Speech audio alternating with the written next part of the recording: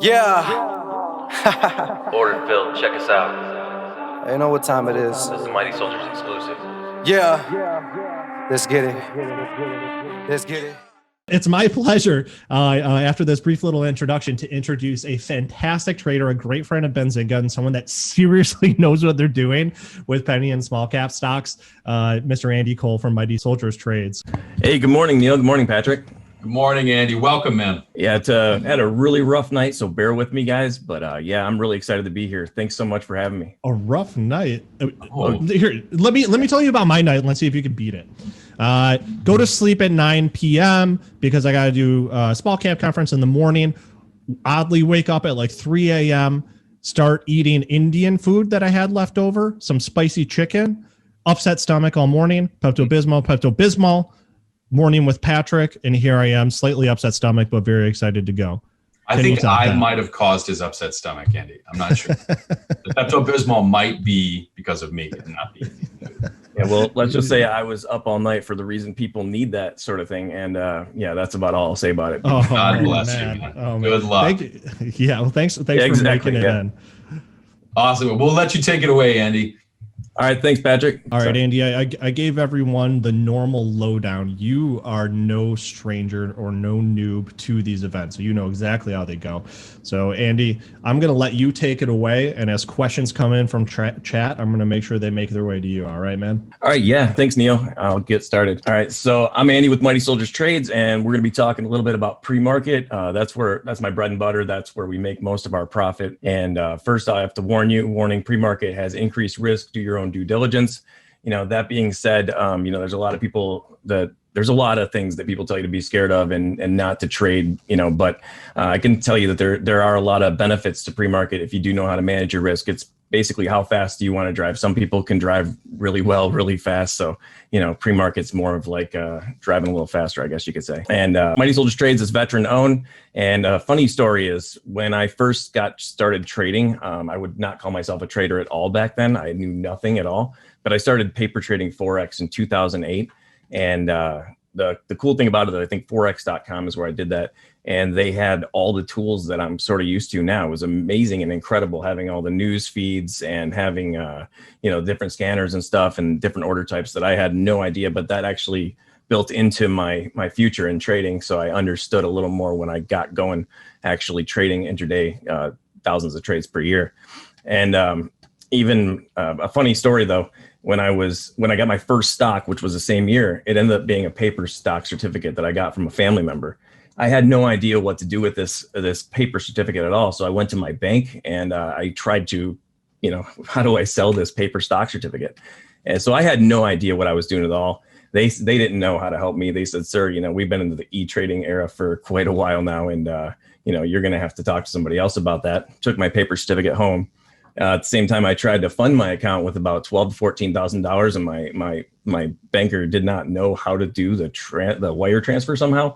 So I didn't end up getting that started on that day like I really wanted to. But yeah, so the point of that is just that, wherever you're starting from, no matter how ignorant you feel you are or how hard or difficult, this journey may seem to you, you can do it. It just takes some dedication and learn, never stop learning. Basically, the market moves from 4 a.m. to 8 p.m., guys. Don't let anybody tell you any different. The markets move from 4 a.m. to 8 p.m. and there are people trading and you can trade depending on your broker. So contact your broker and ask. Me personally, I trade all my intraday trades at TradeStation, which starts at the normal pre-market hours, which is 8 a.m. And, normal market hours are 9:30 to 4 p.m. and then after hours, 4 p.m. till 8 p.m. And that's, I would say, when people say be worried about pre-market, I'm more concerned about after hours. That's when the spreads open up a lot. That's when liquidity dies down. But that's just my personal preference. There's people that make tons of money after hours, like on earnings. I do pretty well after hours trading. We have a lot of employees, first responders in our group trading with us every morning. And they get a lot of value out of trading pre-market. They're learning how to manage their risk and be in there, for the time that they can right before work. A lot of them literally are walking out the door to work right when they leave their trading desk from us. So you'll hear all over FinTwit, Twitter, whatever. It's best to have the set it and forget it strategy. You don't want to sit in front of your screens all day. Why would you want to waste your time doing that? And then, do I need to be auto trading? How do I do this if I'm if I'm working full time and I don't have time to be trading like this. And pre-market offers a lot of potential for people in these type of situations that really can't sit there all day and look at the screens. So it's kind of like Fight Club, you know. Generally, pre-market trades stay within pre-market. I would say the same thing for intraday trades. Don't let your intraday trades get out of hand. Don't let them turn into swing trades or investing. You know, 90% of all bags, more than 90% of all bags, they just stay down, they fail, they stay red. It's not worth it to hold and hope and struggle in these trades. So, you know, if you are going to grab something pre-market, especially at a more volatile time when they're setting something up that's bound to come right back down. I'm up, they see me, I'm down, first roll in penny stocks. So how we scan for what's moving in the market pre-market, Benzinga has some really amazing tools. We have movers, we have signals. We're looking for new highs. You know, new highs let you know what stocks are breaking and making new highs in the pre-market session, watching those come through more. You know, if I see multiple prints on one stock, I'm definitely going to check out that name. We have the price spike. We have halts that we can look for. And over here in movers, we're looking for top percentage gainers, and we're looking for the most volume there as well.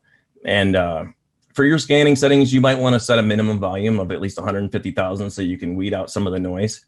And some of our scanning options, you can use relative volume of 1.5. That's a good way to find what's really getting some action. And Charlie over at the Squawk, he's amazing. If you don't see it, well, you'll probably see it in your scanner, but either way, you'll probably hear it from Charlie first. Charlie is going to alert you to everything. If it's moving, Benzinga Charlie over here at the Squawk is going to let you know. Benzinga also rules pre-market, guys. Like, there's no other place to be that offers this much pre-market. I couldn't live without it myself. And one of the cool features that came into Benzinga was the low float scanner. I know that I had been one of the people that had requested that myself. That's really cool that we can now scan by float. And here's basically where you can see the float and the detail pane for. Anyways, so you know what you're trading, and low float stocks generally tend to be more volatile. That's how many shares are available. And so, you know, if we're rotating through that float, if we have more traded than what's in the float, you know, that's what we're looking for a beast mode stock that can really get ripping. So again, you got Benzinga filter by float. So you can, you know, this was a newer feature back when I got started with you guys, and I'm really thankful for it. So, and there's a lot of different other filters that you can do. I also like the audible alerts. You get Benzinga offers you a chance to keep your eyes on your chart and hear, you know, what's halted, what's moving, you know, where the price spike is, and all that sort of stuff. So I think that's a really awesome feature. Hey, Andy, I just want to step in and say we are all supporting you. Thank you so much for making it happen today. We're going to get through this together. This is some great content so far, man. So keep it up. Yeah, thanks, Neal. I'm telling you, it was a brutal one. Very, very, very rough one, but I could not be here. So we appreciate it. Jason Raznick said that he's going to send you a lifetime supply of chicken noodle soup right after this. I got it confirmed. Awesome. Thanks, Jason. All right. Thanks, man. Yeah, it was a really rough one though, Neal.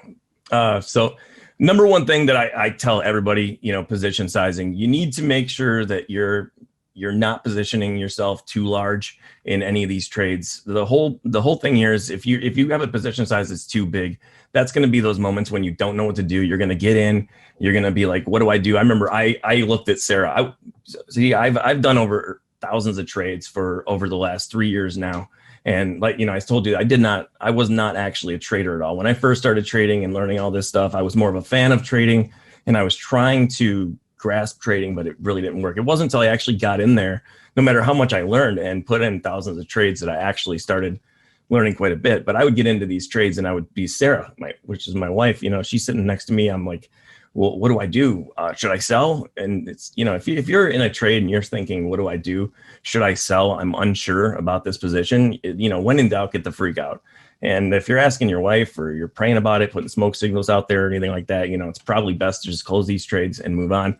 And the best way to build confidence and not be in those situations is smaller position sizes. I like to start with a position size that's more basically almost insignificant. And I find that I get a lot of profit from these insignificant trading sizes anyways. But large sizes creates anxiety, cloud your judgment. And, like I said, then you're asking your wife, should I get out? Should I get out? That's just not the best thing to be doing. So build confidence with small position sizing. And one of the things that you desperately need is I believe that getting out of the way of an order when you realize that things are about to go wrong is super important. So I hear all these questions about hotkeys, how to buy this many shares and, buy it bid +1, bid +3, buy it ask -1, buy it any of this stuff. And anyways, the most important hotkey to me, the only hotkey that I definitely 100% need, no matter where I'm at, is cancel last and cancel all. I find that to be very important. If you're wrong, hit the hotkey, get out, cancel that order, get out of the way before you get into a position that you realize now, whoa, I made a mistake. If you can get out before you even get in, then you don't have to manage a bad trade. So, that avoidance of that situation is probably far better. So I would say everybody should probably have a hotkey where you can cancel last, cancel all. I like that little guy down there. It says winning. It just reminds me of Charlie Sheen. I'm sorry, guys. Tap into your tiger energy, man. I love it. Love it. Yeah, so when in doubt, get the freak out. I just wanted to add these are some basic principles, guys. I'm not really building like a really educational course for you guys right now, but just some basic principles about what we do. And like I said earlier, when in doubt, get the freak out, get that order out of the way. But if if you do get filled and you're in the trade and it starts to turn against you, just do your best to just basically, if you're doubting the position, if you're feeling stressed, if you're starting to sweat, if you're needing that blood pressure medicine, like I said before, get out of the trade. You can always buy it again. And don't put your whole position, your whole account you guys do what you got to do for you, but I wouldn't put my whole account into any of these things. That way I can go ahead and just rebuy it again at a better time. I've been ran over so many times, right thesis, wrong time sort of play. Okay. So anyway, here's a little quick joke. The quickest way to stop a penny stock is to buy it. You've heard it. You've probably done it yourself. You buy a stock. And it's like, how come every time I buy is the moment it turns around? Every single time, this stock's going to the moon. And as soon as I touch it, things like Dr. Jekyll, Mr. Hyde, it just, and it happens to all of us. So we joke around in the stream all the time.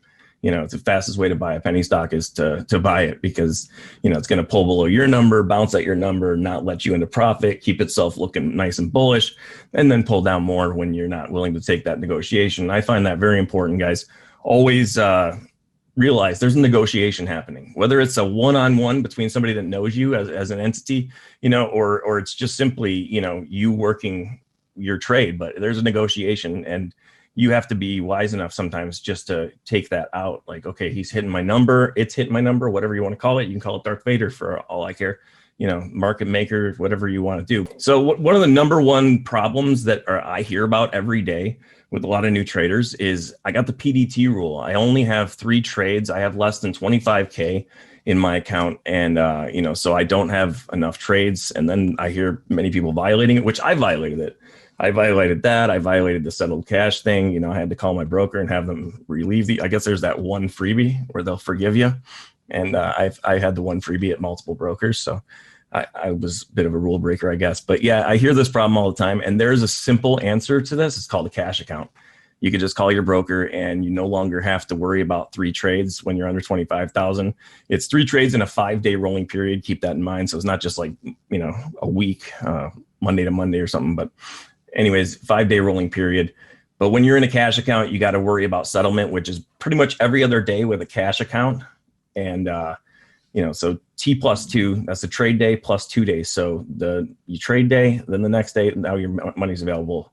So it's every other day your cash is available. And if you're trading options, it's T+1. So every other day, that's why people like options. You can have your full account ready to trade every single day with options in a cash account. Hey Andy, while you're taking a sip, so a lot of folks I think tend to go straight to margin because a lot of the newer brokerages just kind of put you in a margin account right away. So for folks that are doing the cash account, that will allow them to avoid some of these PDT trappings.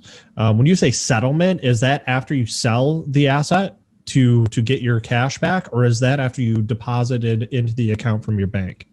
That's after you sell your stock. So when you sell your stock, that capital is unsettled. And in some brokers, they'll let you trade that because they understand that you want to swing trade and day trade. And some brokers are already pre-set up to make it to where you cannot trade unsettled funds unless you call and request it. So with one broker, you have to call and ask them, please set up this restriction so I don't accidentally trade these funds because I'm just trying to day trade with them, not swing trade. And the other broker, you have to do the opposite. So yeah, just making sure that if you're going to violate that rule, get that restriction set up. I like the restriction. If I'm trading the cash account personally, I don't want to trade unsettled funds and get around. I forget what it's called right now. Yeah, like I said, rough night. My not firing on all cylinders. Get around the PDT. Is that what you're talking about? You could trade half your account in the cash account every day, pretty much, and that'll get you by. Okay. But yeah, as far as settling in your account when you first deposit it, I had to call a couple of the brokers that I got, and they actually sped the process up. So you might want to give your brokers a call. Pretty hard to do during COVID land though. So good luck with that. But anyways, I did. They got my deposits in there a lot quicker when I called them. But so can I just punctuate a couple of things that you just said? Yeah, sure. Like that. Okay, so guys, I really hope that you got some note-taking tool out.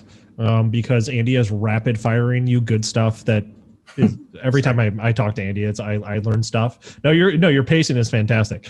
I always learn new stuff, and this is stuff that I wish I would have known, 5 years ago. But a couple things. Number one is you can call your brokerage in most cases. There are a lot of instances where people think like, oh crap, the platform just kind of screwed me over, or I did something dumb, or I don't understand what's happening. Call the support line. There's a lot that they're there to do for you. So don't be afraid to do that. Of course, things are a little bit backed up because of the times with COVID-19 and everything. And then another thing, guys, just out of interest, if you could please, in chat, Umbrella, and on YouTube, let us know what brokerage account you're using. Just drop in what you're using, just out of interest. I want to get a sort of a beat on what you guys are doing. And then, Andy, I think we'll get to a little bit of a Q&A maybe once we get to about 10 minutes left, if that sounds good to you. Yeah, no problem. With the margin account though, that's where you can use leverage, and that's where if you have a minimum of $2,000 in the account, that's where you can short stocks, and that's why a lot of people really love margin. And then if you're over 25K, you can just trade your funds. You're not worried about the settled funds and all that. So really, you got to weigh it for yourself, what you're really looking to do. If you want to short, you're going to need a margin account. It's going to be a little tougher for you if you are under that 25K, level. And I'm not taking out a lease in any of these plays. For me, if I understand that I'm trading intraday, I'm trading what's going on right now. I'm trading the immediate action. So, if I get the idea that somehow now I don't know, I love this stock, or it's pulled down, I'm going to hold it, that's where stress comes in. That's where sleepless nights come in. So I'm not taking out a lease in these things. I'm in, I'm out, I'm taking my profit, and I'm moving on. I'm trading the volume, the action, momentum. And let's just take some technical analysis and make it pretty simple. Take away the whole book, like sort of like it's a trading engineer, and let's just make it pretty simple.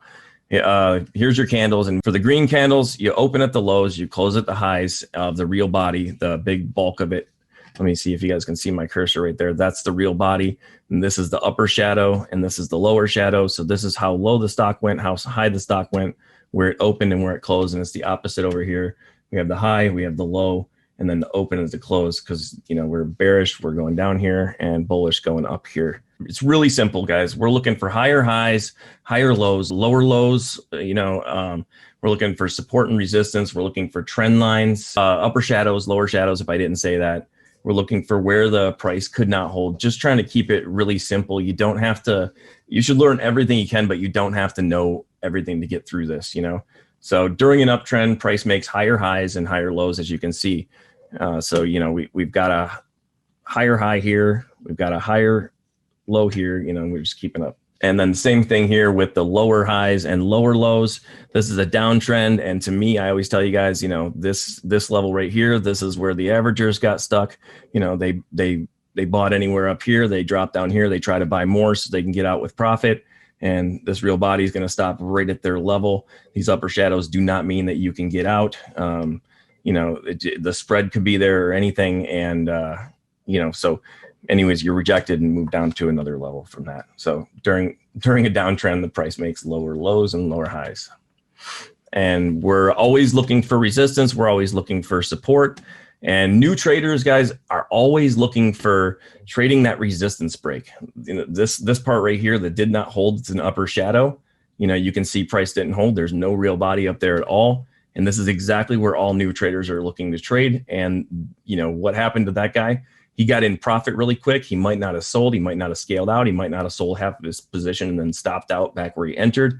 So now he is down here, in a loss. He could be now in a situation where he's starting to average into his play just to try to not lose. And this thing could just rest on the bid and go down forever. So, new traders, I don't know why, but just gravitating mostly towards resistance breaks and hammers. I traded and looked for hammers all the time. Hammers are great. When you can find a hammer, it's really great. That's going to work out. And if it's got to be at the lows, and so it is a good opportunity. I have a slide later. I'll show you guys how where to put a stop and stuff. And then again, here's some more resistance rejection here, and then we pull down. And what happens is if you're in this play, if you're in from any place, honestly, even if you're in profit, and you pull down to this level, which would be the support for the consolidation, the potential consolidation that would happen right here. And then, we can break and make new highs if we're in a bull flag. As soon as you break that support for that consolidation, it's a different play. You should probably be out of it, considering maybe a new trade. Because at this point, we broke this, and what's going to happen, we're going to drop down, and then we're going to come right back to that previous support, which is now going to act as resistance. And we're going to get rejected there. So expect the rejection and have a stop at this level. I hear so many people all the time asking me about plays that are in this spot right here. And yes, these can work out they can turn into a rounding bottom deal. There's a lot of different ways that these can break and make new highs. In fact, you can have a cliffhanger like this where it's about to teeter and break down, and then all of a sudden the thing breaks and makes new highs. But that's the exception to the rule. That's not happening all the time. So that's not the setup that we're necessarily looking for. And so here's the hammer. You can buy at the break of the real body here. That's some pretty nice profit, actually, a nice reversal. You can, and your max stop can be at the low of the hammer, because sometimes, we might have a bit of a lower shadow that you're a little too much for you. For me, I don't like that. I prefer to have a tighter stop and stop out at the break of the real body of the hammer. As you see, this held right here to the base of that real body. I'm always looking at these real body levels. Real body levels are key to my profit daily, and I recommend you guys also to learn as much as you can and pay attention to them. But that's where I would like to get into this play. And as you see, it worked out fine. It didn't break my stop at all, and would have had some pretty decent profit. And I'm not looking for these things to go to the moon. Like I said, where I see the previous support, that's where I'm looking to get out. And so I would have had some decent profit, and then it turned around. And then I could look for another trade doing the same exact thing down here. As you see, we come down, we bounce, we come down again, bounce a little bit, and it's just happened day in, day out. So looking at these hammers, though, these potential hammers, this just actually failed.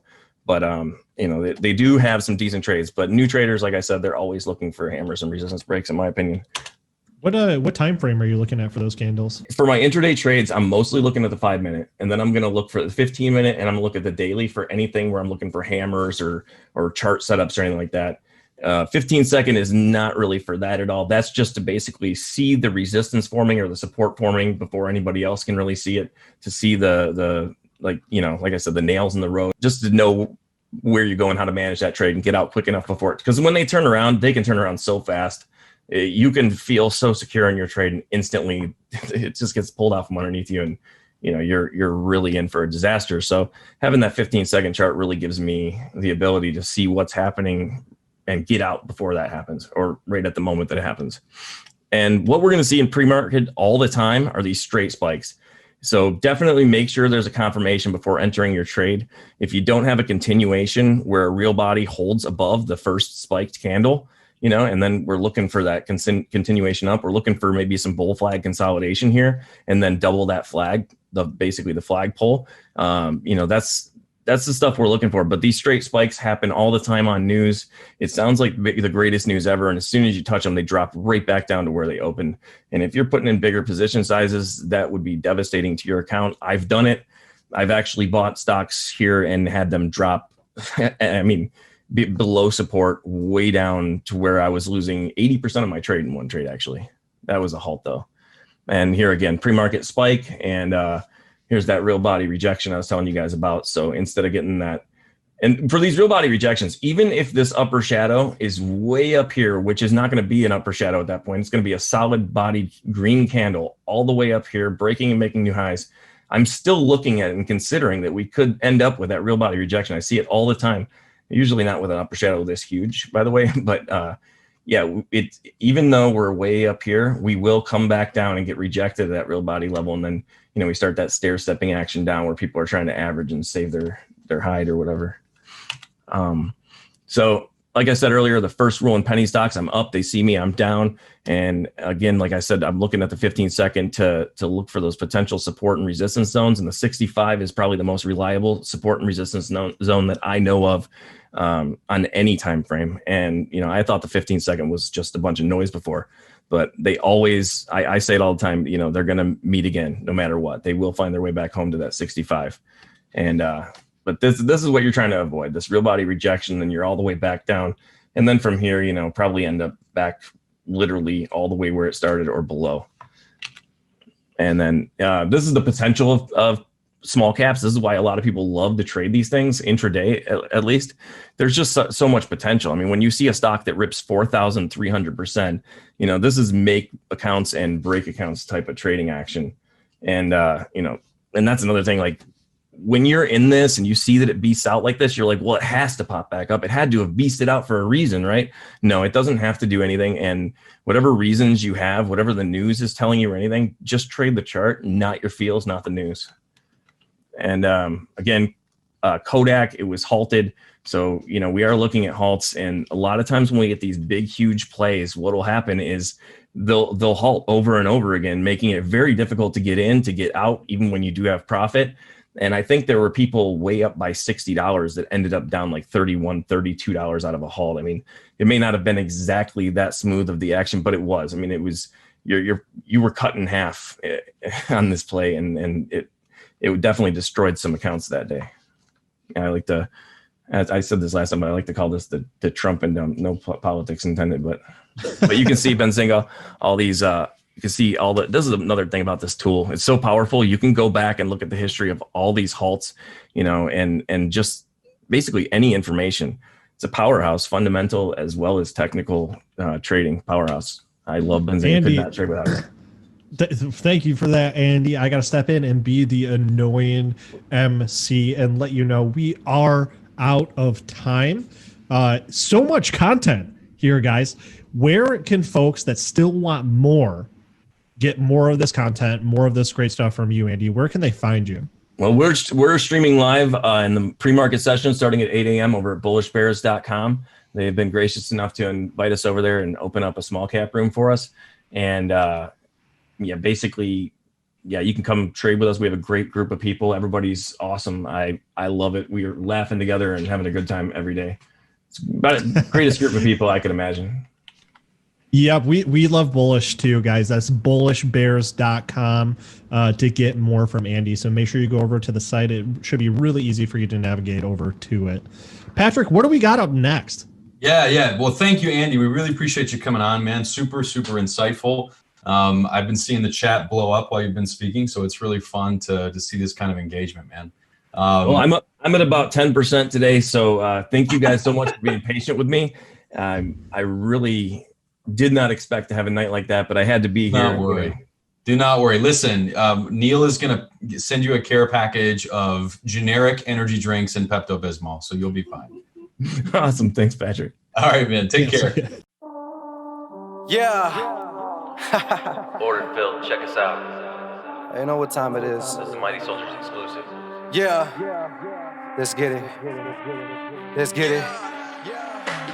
If you wanna take it to the streets, let's get it. If you wanna take it to the booth, let's get it. I'm about to take it to the top, let's get it. We ain't never ever gonna stop, let's get it. You ain't never heard nobody spit like this. Call the paramedics when I get like this. Front page news when I wreck like this. Hop in the booth and I wreck that shit like, If you with the squad, then you already know what's up.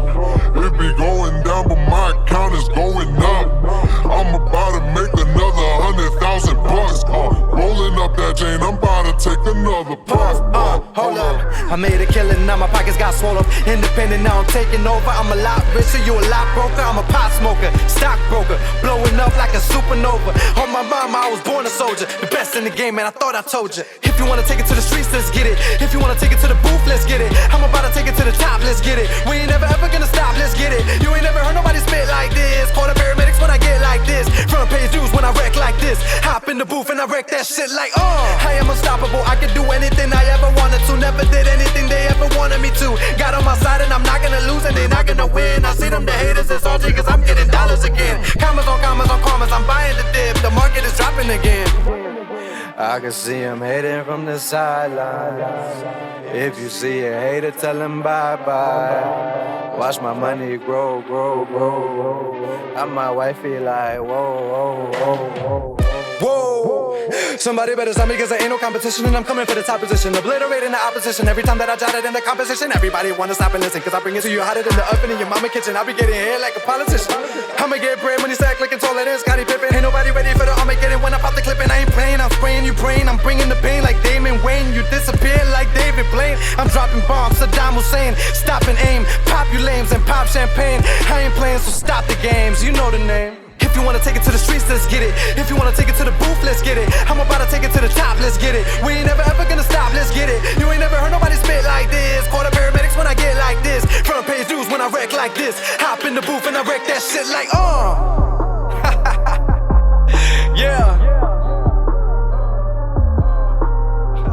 Yeah, yeah.